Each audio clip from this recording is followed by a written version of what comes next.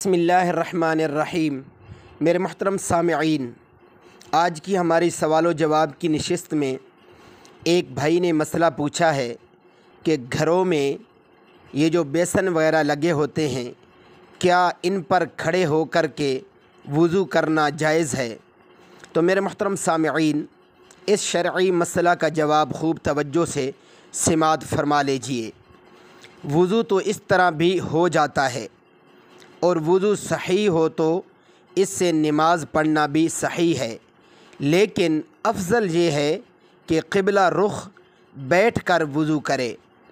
کھڑے ہو کر وضو کرنے میں بے ادبی کا اندیشہ ہے، اس لیے میرے محترم سامعین، ادب کا تقاضا یہ ہے کہ قبلہ رخ ہو کر اور بیٹھ کر وضو کیا جائے۔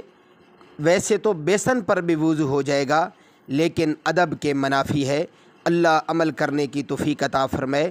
وآخر دعوانا ان الحمد للہ رب العالمین۔